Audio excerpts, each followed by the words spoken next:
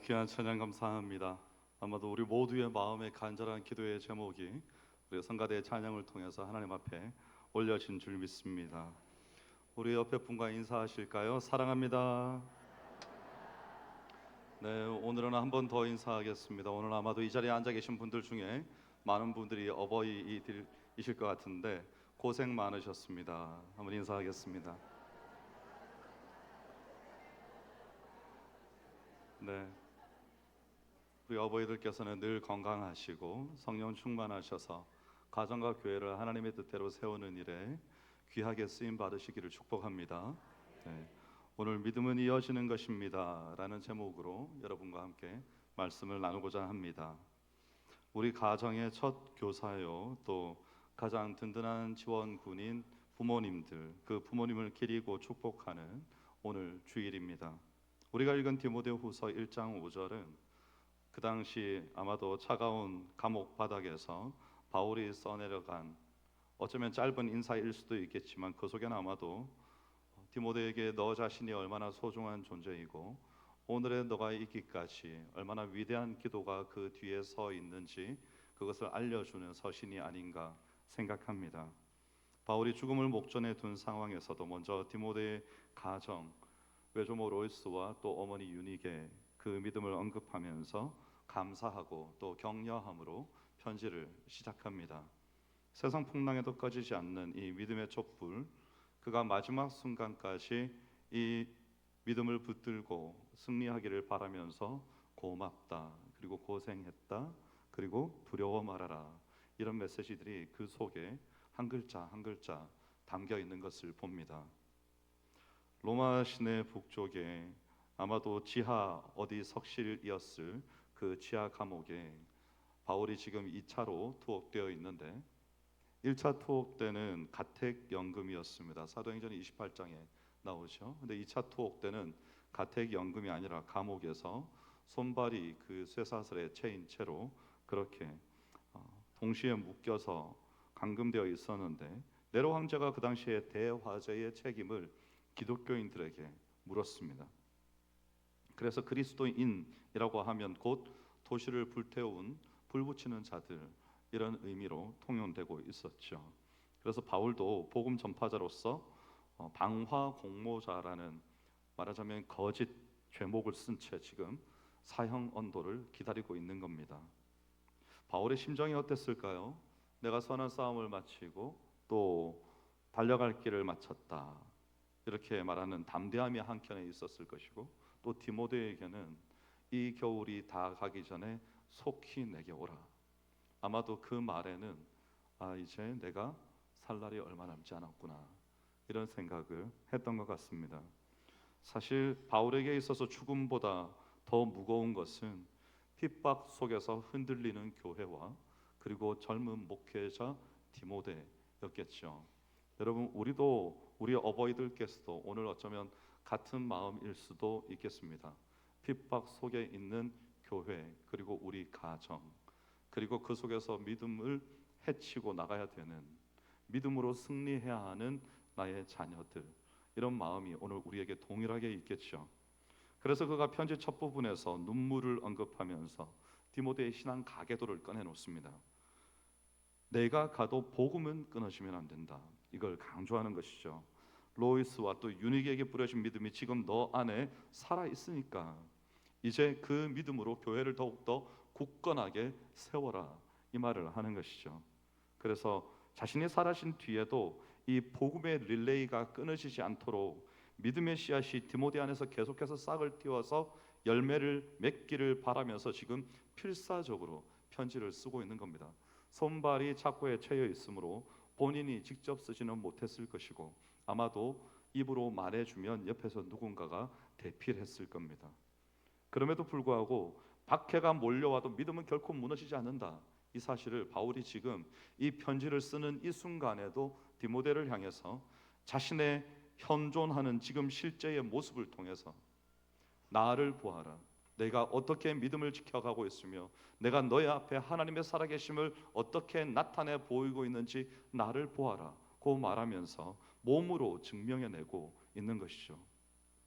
오늘 말씀에 보면 거짓 없는 믿음이 내 안에 거하였다, 이런 표현이 있습니다. 이 거짓 없다는 것은 가면이 없는 믿음이라는 말입니다. 고대 그리스 로마 극장에서 우리가 익히 아시다시피 배우들은 이제 그 얼굴에다가 이렇게 가면을 쓰고, 그 가면에는 극중 배우들의 감정이 아주 적나라하게 표현되어 있는, 웃거나 또 울거나 이런 감정들이 아주 선명하게 표현되어 있는 그런 마스크를 쓰고 연기를 했다고 해요. 그건 사실 가면을 통해서 감정을 나타내기 위한 것도 있지만 배우들 자신을 가리기 위한 것도 있는 겁니다. 또 그 당시 로마 사회도 마찬가지였죠. 로마 시민권이나 또 누군가를 경제적으로 후원한다든지, 심지어 어떤 종교적인 일들에 혹은 종교에 참여한다든지 하는 이런 것들도 사회적인 가면을 쓰기 위한 행위들이 대다수였다는 겁니다. 그래서 네로의 박해가 시작되자 사람들이 이 두려움을 숨기기 위해서 그 가면을 더 두껍게 쓴 겁니다. 어떤 가면인가 하면, 나는 로마에 충성하는 자요, 황제의 숭배를 반대하지 않는 사람입니다. 이 가면을 더 두텁게 썼다는 것이죠. 그런데 바울은 그 가면 없는 믿음에서 그 가면의 정반대말을 여기다가 써놓고 있는 겁니다. 이게 무슨 말인가 하면, 믿음은 박해를 피하기 위해서 당신이 이때 저때 막 써야 되는 그런 가면이 아니다라는 거죠. 하나님 앞에서 얼굴을 적나라하게 드러낸 상태. 어떤 식으로 적나라하게 드러냈는가 하면, 내 내면과 나의 살아가는 삶의 모든 동기들이 사람들 앞에 투명하게 나타나 보이도록 드러내는 것이 참 믿음이다, 이것을 강조하고 있는 겁니다. 그러면 여러분, 우리의 진짜 얼굴은 어떤 모습이어야 할까요? 하나님과 이웃 앞에서 말과 삶이 일치하는 투명한 삶이어야 할 겁니다. 그리고 두려움이나 실패나 어떤 연약함을 숨기지 않고 다 드러내 보이는 그런 삶의 그리스도의 흔적을 가진, 아픔을 가진, 사람들이 보기에 저 사람은 저럼에도 불구하고 하나님을 따르고 하나님의 뜻을 쫓아 사는구나 라고 그 상처가 그대로 드러나 보이는 인생이어야 할 테고요. 그리고 또 내 의가 아닌 그리스도의 의로 말미암아 빛나는, 그리스도의 은혜로 말미암아 우리의 얼굴이 그 은총의 광채로서 환하게 빛나는 그런 얼굴이어야 할 겁니다. 오늘 우리가 사모해야 되는 얼굴들이죠. 어떤 명예나 세상적인 명예나 내가 가진 부귀 영화가 나를 빛나게 해서, 무언가를 내가 걸치고 있음으로 인해서, 무언가를 어떤 지위와 위치를 가지고 있음으로 인해서 사람들 앞에서 빛나는 얼굴이 아니라, 참된 믿음을 가진 것이 우리의 삶 가운데서 숨김없이 드러남으로 빛나는 인생이 되어야 된다고 우리에게 권면하고 있는 겁니다. 여기에 보면 믿음이 있다라는 표현이 수차례 쓰이는데요, 이 있다라는 말은 집을 짓고 거주한다는 완료 형태입니다. 이미 들어와서 자리를 잡았습니다. 그리고 계속해서 머물고 있다는 것이죠.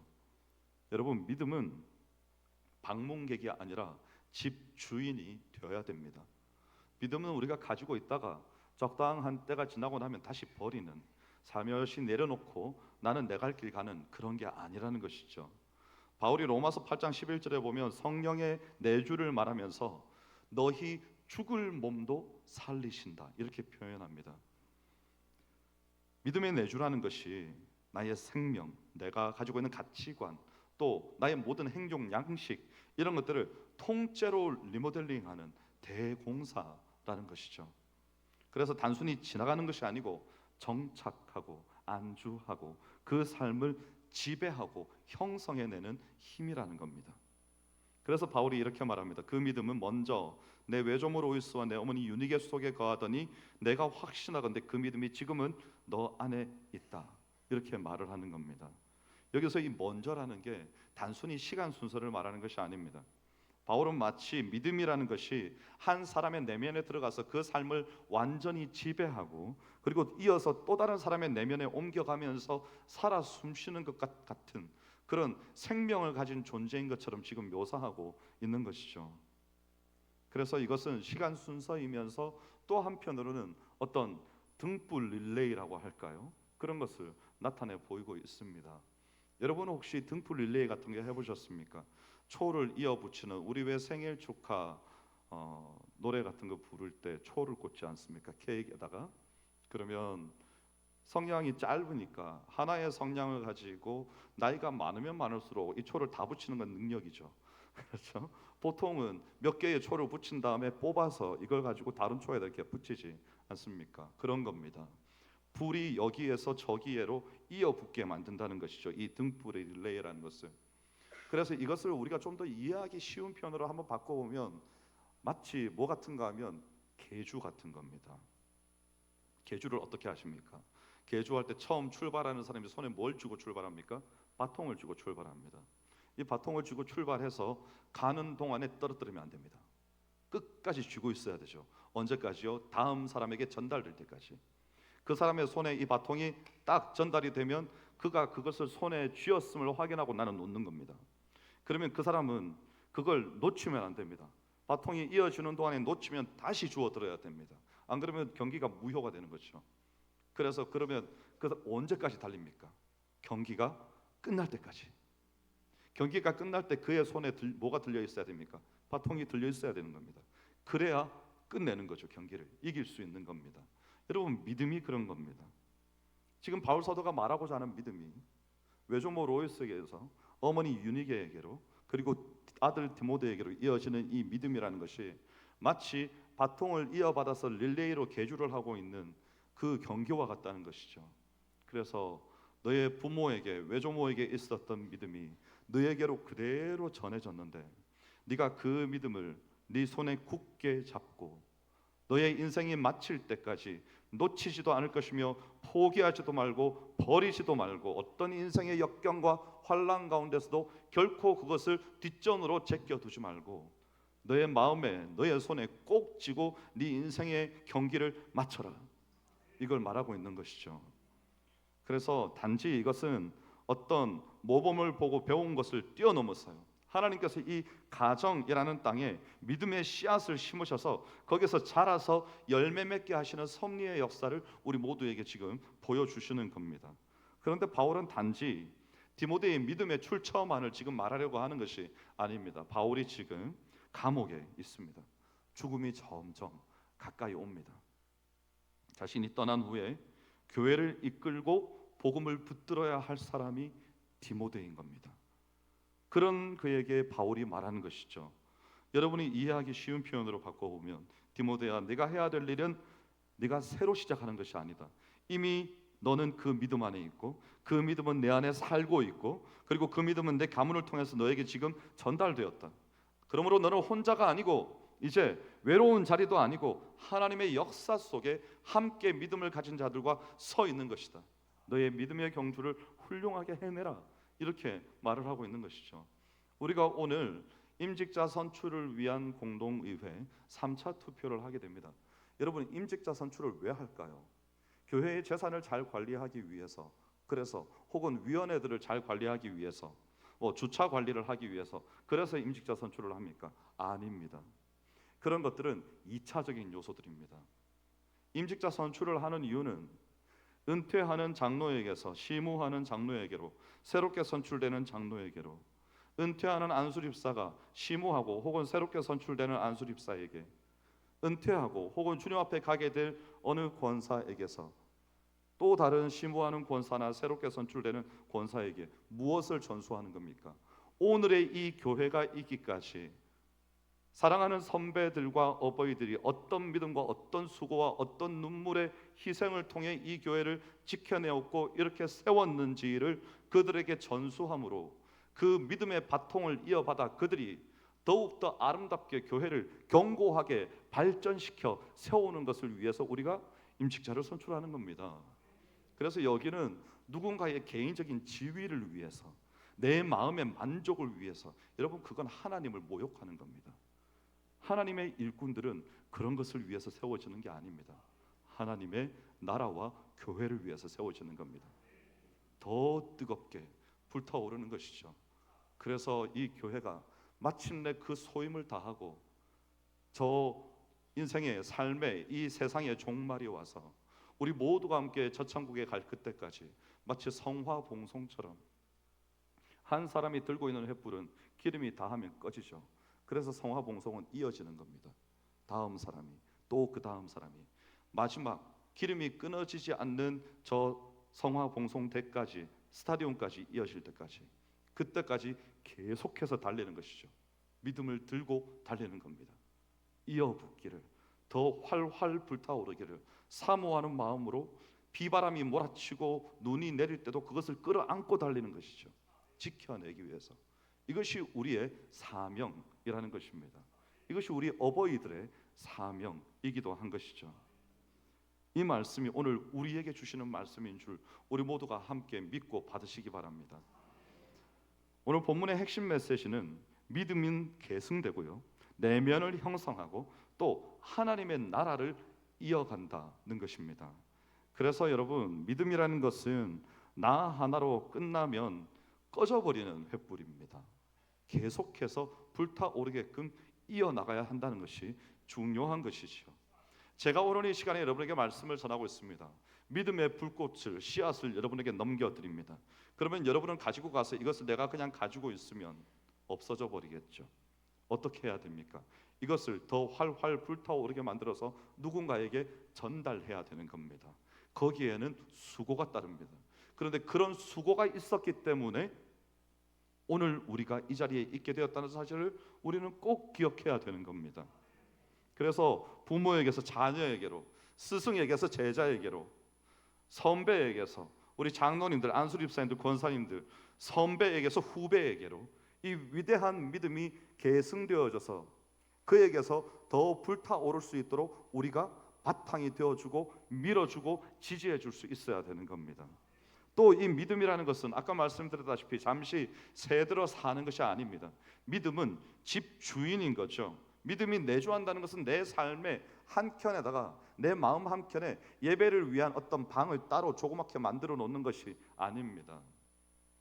재정이나 내 일과 나의 모든 시간표, 내 삶의 모든 인간관리에 이르기까지 이 모든 것을 다 믿음 중심으로, 그리스도를 믿는 믿음이 내 인생을 인도하여 나가도록 우리를 완전히 다시 재건축해 나가는 겁니다. 또 믿음은요, 가면이 아닌 우리의 얼굴을 비추는 거울입니다. 여러분, 가면은요 가리는 거 아닙니까? 교회가 왜 가릴까요? 세상에 보이면 안 되는 무언가를 가지고 있는 거죠. 그러면 안 됩니다. 그리스도인들이 왜 내가 그리스도인임을 드러내기 부끄러운 시대가 되었을까요? 많은 그리스도인들이, 혹은 많은 교회들이 그리스도인답지 못하고 교회답지 못한 모습을 가지고 있으므로 사람들 앞에 드러내기 부끄러워진 시대가 이제는 되었다는 겁니다. 하지만 이 복음은, 이 믿음은 사람들 앞에 마치 거울처럼 투명하게 나타내 볼 수 있는 것이어야 됩니다. 그래서 세상으로부터도, 이 세상이 다 망하더라도 이 수봉산 자락에 수봉산 교회가 있으므로 우리는 세상에 희망이, 세상에 소망이 있음을 믿습니다 라고 말할 수 있는 우리 교회가 되어야 되는 것이죠. 그래서 하나님 앞에 노출된 얼굴이 곧 거짓 없는 믿음입니다. 우리가 그렇게 살아야 되는 것이죠. 그러면 우리 삶에 좀 빈자리가 있을 수 있습니다. 상처와 아픔으로 핥혀진 생채기가 난 인생이 있을 수도 있겠죠. 그런데 그런 인생들조차도, 그 상처와 아픔들조차도 주님께 맡겨질 때 주께서 은혜로, 아름다운 믿음으로 그 자리들을 다 빼곡히 채워주셔서 다른 이들에게 나타나 보일 때는 무엇이 보이는 겁니까? 내가 보이는 게 아닙니다. 내 안에 함께 하시는 하나님이 보이는 것이고, 나에게 이 믿음을 갖게 하신 하나님의 은혜가 보이는 것이고, 내가 이런 환난 가운데서도 내 인생을 놓아버리지 않고 포기하지 않고 끝까지 붙들고 온 하나님 앞에서의 신실한 나의 삶이 그들 앞에 드러나 보이는 것이죠. 그러면 세상은 비로소 최후의 보루로서 활약할 수 있게 되는 겁니다. 여러분, 그래서 이 구절은 단지 효도를 말하는 구절이 아닙니다. 복음의 세대 계승에 대한 말씀입니다. 하나님께서 그렇게 일해 오셨습니다. 아브라함과 이삭과 야곱이죠. 또 모세와 여호수아입니다. 엘리야와 엘리사입니다. 오늘은요 바울과 디모데입니다.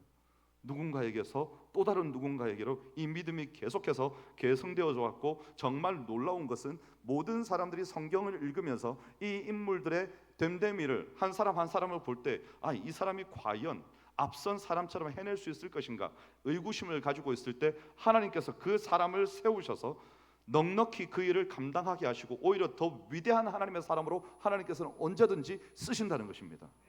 그러므로 그 영역은 우리의 관할이 아닙니다. 하나님께 맡겨드리면 되는 것입니다. 그리고 여러분, 믿음은 인격적입니다.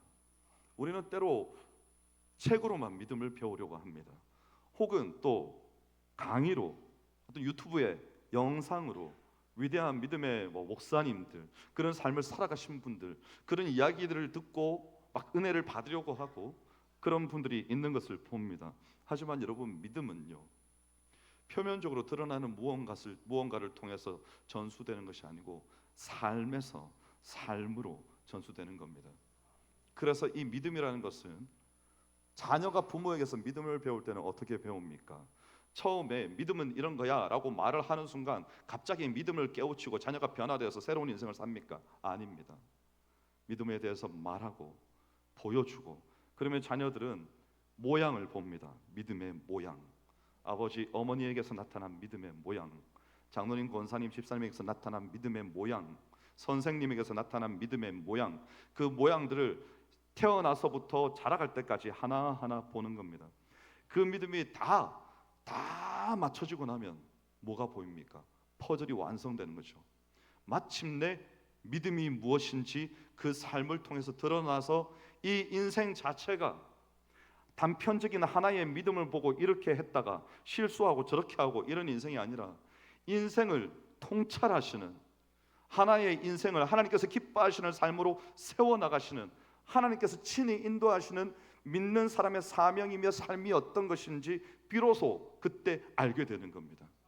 그래서 우리는 포기하지 말고 우리의 오늘을 끝까지 보여줘야 됩니다. 믿음으로 산다는 것은 이렇게 좌절 가운데 넘어졌을 때 다시 일어나는 것이고 눈앞에 칠흑같이 아무것도 보이지 않을 때 저 너머에 있는 태양보다 더 찬란하게 빛나시는 하나님의 은혜를 내가 다시 한번 바라보는 것이고 이 환난과 핍박 가운데서도 주께서 이 환난은 가볍게 하시고 내게 훨씬 더 영화로운 영광스러운 삶을 허락해 주실 것이다. 그 믿음을 가지고 오늘 다시 한번 일어서는 것이다. 이것을 우리가 지속적으로 전달함으로 그들이 나중에 그와 같은 인생의 역경 가운데 도달하게 되었을 때 그때 우리 아버지가 우리 어머니가 목사님이 선생님이 그렇게 말씀하셨다. 기억하는 것입니다. 모양밖에 없었지만 반복되는 모양들을 통해서 그 마음에 참된 믿음이 자리 잡고 비로소 변화되어서 이제는 내 눈앞에 어머니도 안 계시고 아버지도 안 계시고 그때 내게 그렇게 큰 영향을 미쳤던 목사님 장로님도 안 계시지만 나는 주와 동행함으로 참된 믿음의 인생을 비로소 살아갈 수 있게 되는 것이죠. 그게 우리가 우리의 다음 세대에게 교회를 물려주는 계승하는 방식입니다. 어느 누구보다도 더욱더 위대한 방식으로 주께서 그들에게 친히 전수해 주시는 것이죠. 그래서 여러분들에게 질문하고 싶습니다. 여러분 안에 오늘 진짜 믿음이 거하고 있습니까? 여러분은 혹시 그 믿음을 자녀에게 잘 계승하고 계십니까? 또 믿음의 유산을 세우고 있습니까? 혹은 끊어버리고 계십니까? 오늘 우리에게 주시는 이 질문 앞에서 우리의 삶에 좀 구체적인 적용들을 한번 해보고자 합니다. 그 첫 번째는 신앙은 말이 아니라 삶으로 자녀에게 전해진다는 것입니다.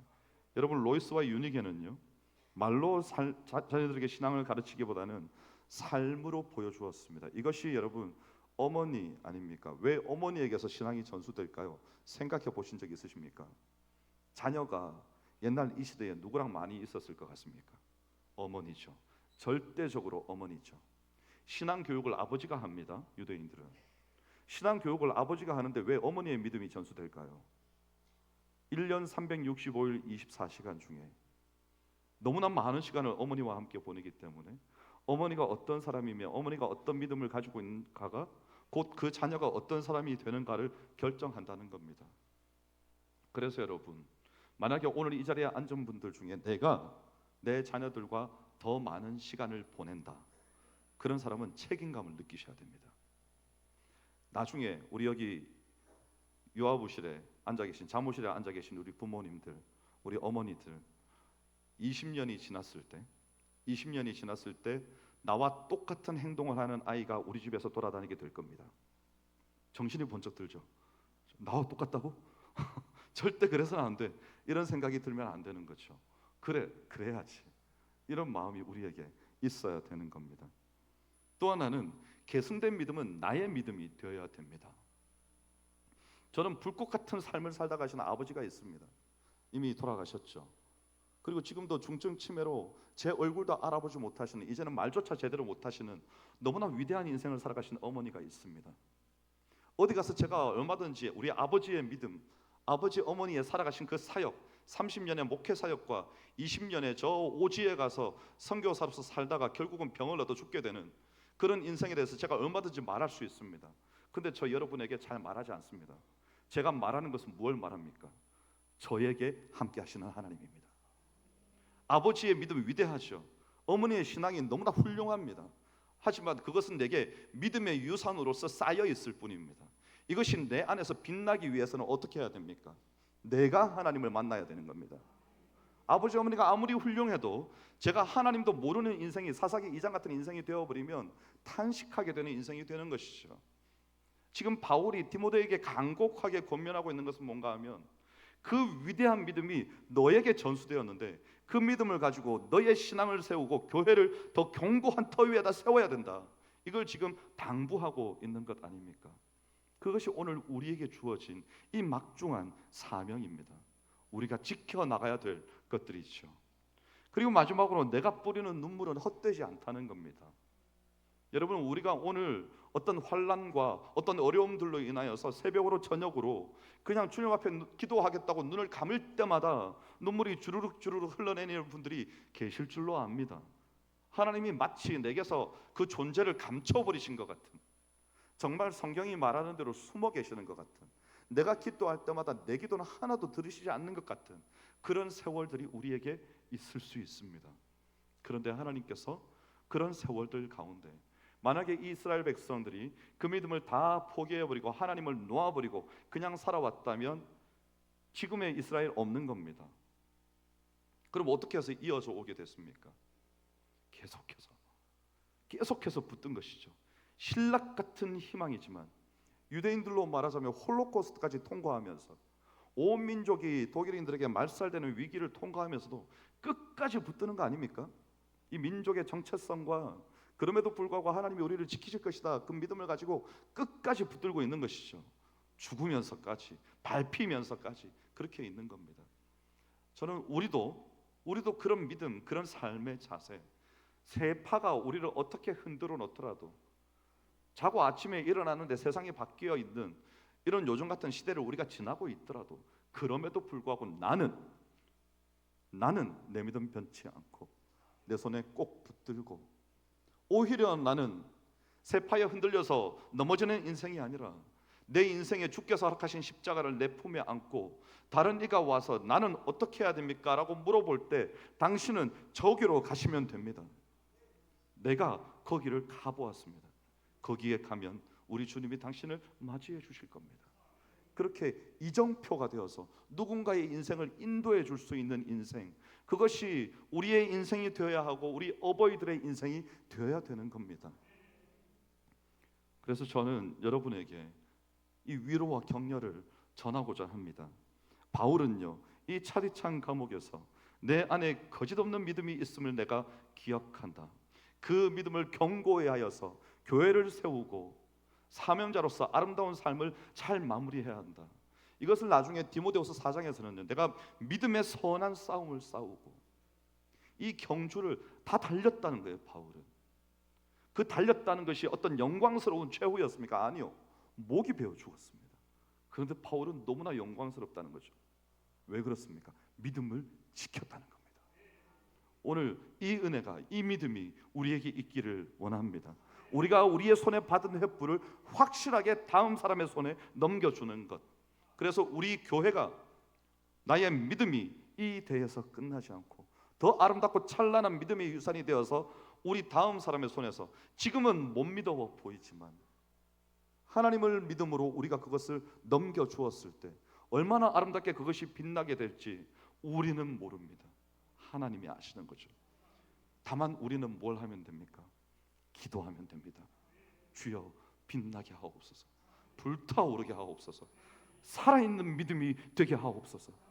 이 믿음을 가지고, 이 간절함을 가지고 기도하고 밑에서 받쳐주고 지지해주고, 그리고 그들에게 힘을 실어주고 격려하고, 그러면 이제 우리 교회는 지금까지 우리가 밟아왔던 지난 교회의 역사와 우리 가정의 지난 믿음의 역사는 다 잊혀질 만큼 아름답고 찬란한 믿음의, 하나님께서 열어가시는 믿음의 길이 우리 모두에게 펼쳐질 줄 믿습니다.